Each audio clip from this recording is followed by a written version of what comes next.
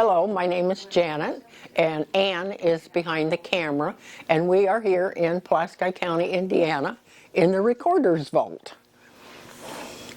Before I get into the books, I would like to give you some general hints about recorder's offices. I would suggest that you always email or call the recorder's office where you're going to do the research. The phone numbers, if you don't have a phone number, if you don't have an email, the Indiana Recorder's Office has this type of a booklet. And in this booklet, it shows all of the recorders in the state of Indiana, their physical address, their email address, their phone number, etc. This is something you can go to your local recorder and find the address for the recorder in some other part of the state. You might want to do that because recorders' offices can be very busy. They can be crowded. You have abstractors, attorneys, the general public, etc. And you don't want to go on a day that they are busy. You want to ask the recorder of your choice, what is a day that is not busy? I want to come and do some research. Perhaps there's a lack of space. Perhaps the courthouse is being renovated. Or maybe the recorder's office is not even in the courthouse. These are some things that you will need to know. So please check with your local recorder and contact the recorder in the county where you are going to research. So let's begin by looking at some of the books here in Pulaski County. Here is an example of a tract book. Tract books are the very first entry for any piece of land in Pulaski County or whichever county you're looking. I happen to be turned to Township 29 to west. This tells me this is Indian Creek Township. And if you look at the pages, it says the date, the purchaser, exactly where the land was.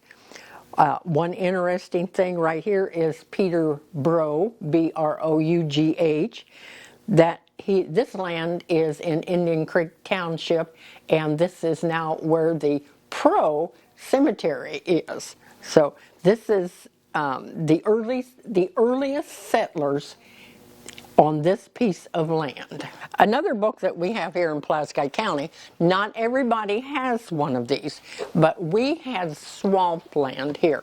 This was land that was just continuously wet and overflowed. The state of Indiana was stuck with all this land because you can't farm it. So what they came up with, the state of Indiana said, we're going to sell this land really cheap, maybe $1.25 an acre. You buy it, and then you drain it, and which they did. So this book is just full. These people all bought what is called swampland. Much of it was in Rich Grove, Cass, Franklin Township.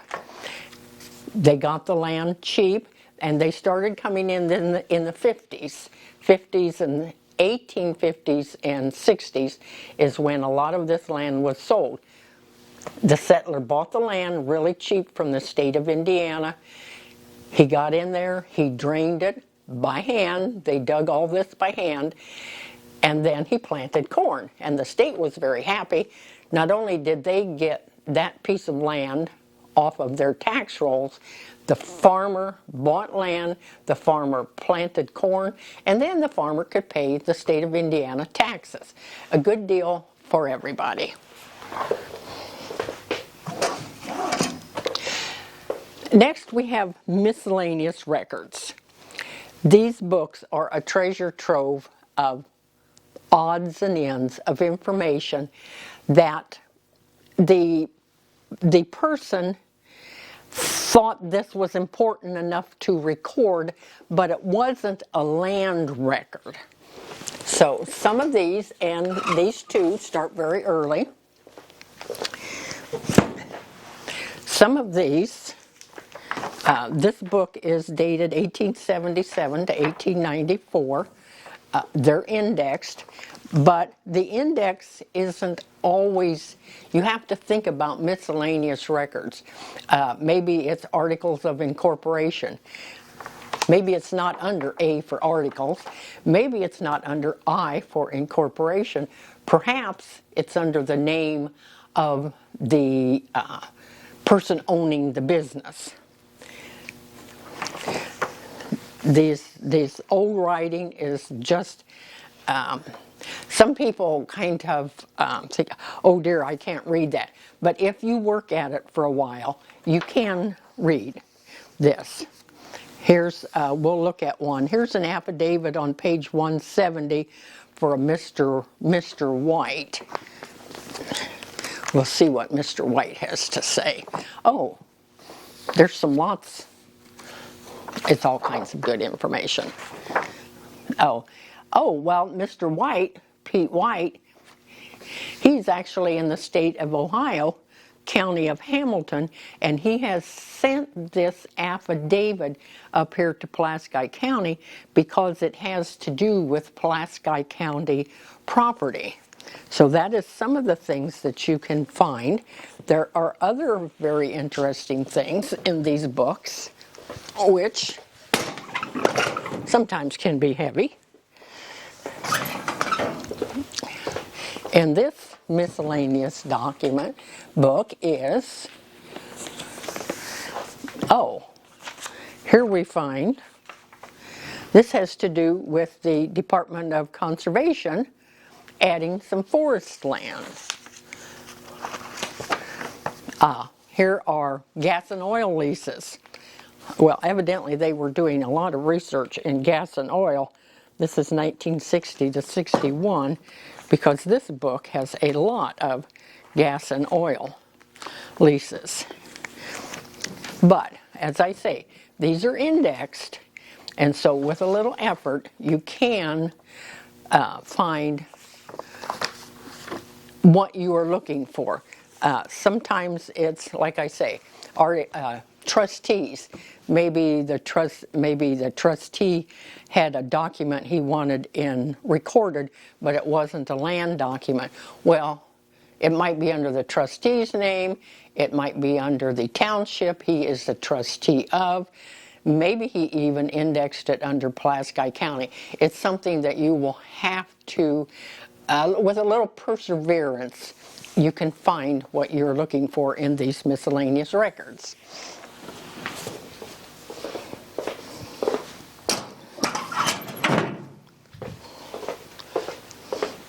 So the next one we're going to is the surveys. Some of the other books that you'll find in the recorder's office are surveys. These also are indexed. Here's the first index of the surveys, and let's look on one of these pages. And the S's, this is an index of any type of survey, plat, that the people, individuals can bring their surveys in.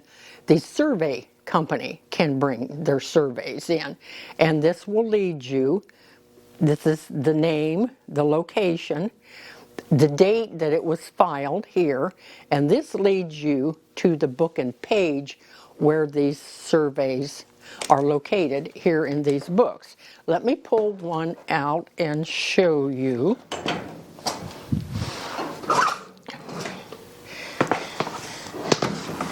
This is book 20.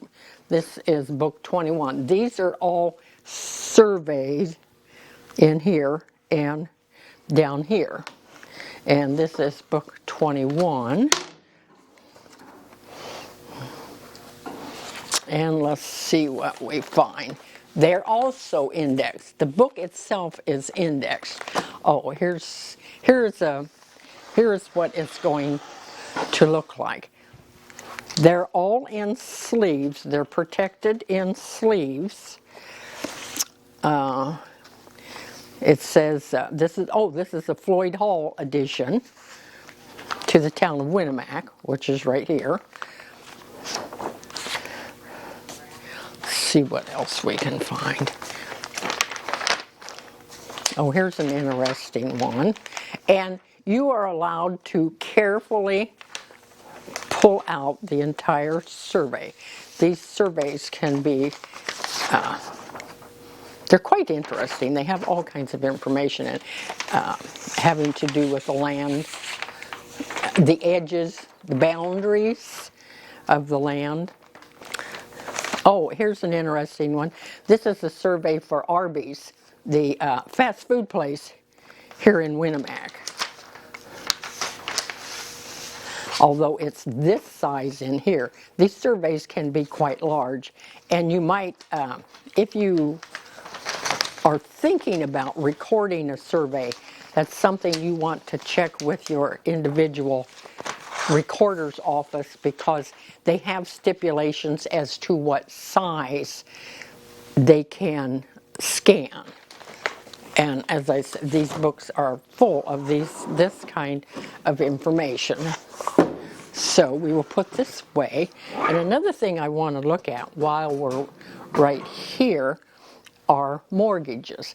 These are all mortgages. It's interesting because in the early days you were trying to buy some land, but you didn't have any money.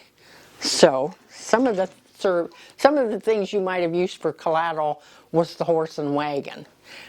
Some of them mortgaged their farm machinery so they could buy the farm to use the machinery.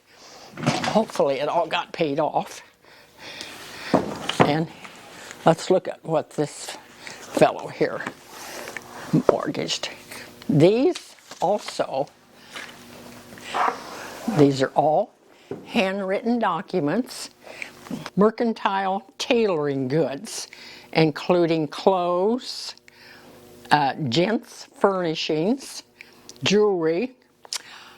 So this person is mortgaging that.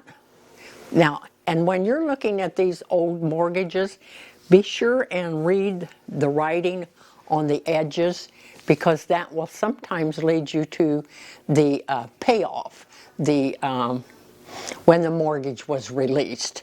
So the release of mortgages sometimes can be found right on the edges.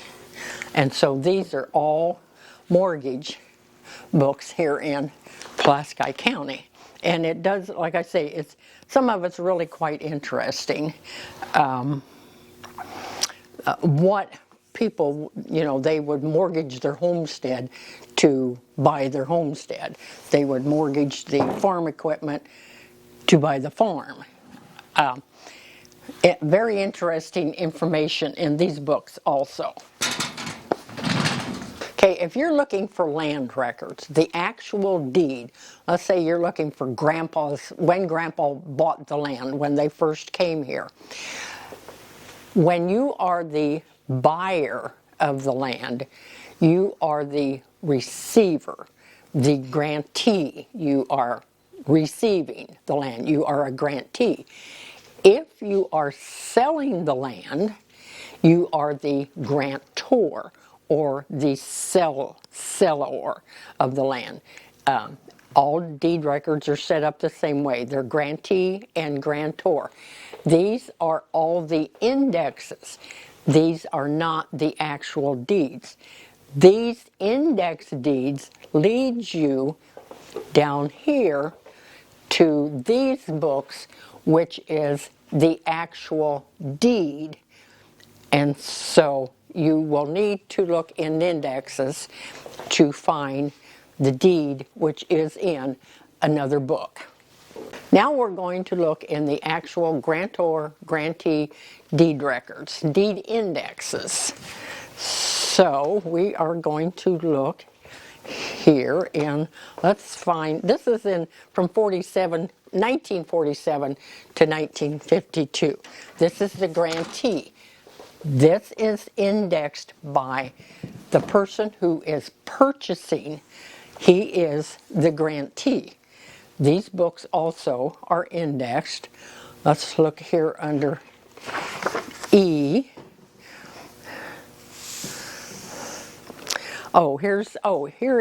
Here is one, the grantee, but it does tell you who they bought it from. Here's the date of the deed, what kind of a deed, quitclaim deed, warranty deed, sheriff's deed, etc. There's a description. If it was out in the country, it tells you what range, what quarter, etc. If it's in town, it will tell you the town and the lots. Here's the description of the land. Here's when it was recorded.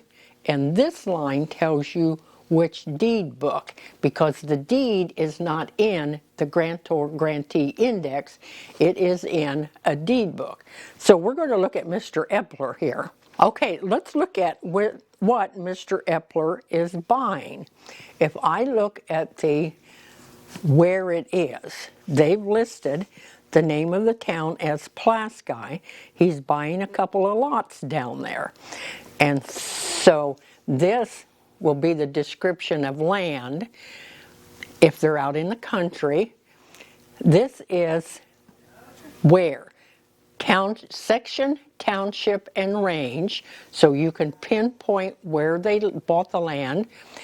This is when it was brought in here to the recorder's office, and this is the book and page column, which tells me Mr. Epler's purchase is in book 113 on page 550. That leads me to deed book 113. So I have to come down here where the deeds all are, and here is book 113. And it said it was on page 550, although these are indexed also, but they're telling me this is where it is. So, and as you notice, now we're into typewritten. Some of our early ones were all handwritten. Now we've got typewriters.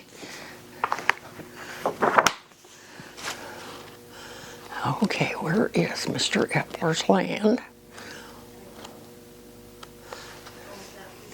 Aha!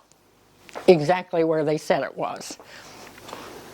Here is the warranty deed Mr. Gorley is selling to Mr. Epler. Mr. Gorley is the grantor, Mr. Epler is the grantee, and here is the deed. I wanted to show you a couple other historical records that we have. Well, I guess all of them are historical, but this one is more so in that this land was purchased, and as you can see, these old books are handwriting, and sometimes you have to study it for a while to see. But this person is selling to this person, grantor, grantee, and it says it was sold and recorded in the District of Land subject to sale at Winnemac, Indiana. At one time, Winnemac had its own land office. We were part of the LaPorte Winnemac land office. That land office was here on what we now call Riverside Drive. It wasn't here for a lot of years, but land was actually bought and sold through the Winnemac land office. And some of these early deeds will indicate that. And then we have another deed book here, which is even earlier. This is something a lot of people bought land, got land patents from the United States. They bought their land directly from the state of Indiana or the United States.